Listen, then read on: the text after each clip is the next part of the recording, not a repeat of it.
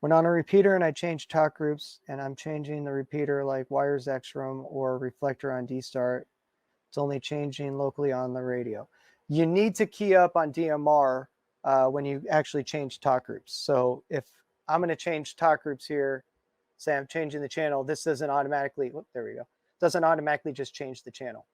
You actually have to key up to the channel in order to activate it. Now, also make sure you initiate, let's see if this one has it. Nope, I didn't actually program the disconnect.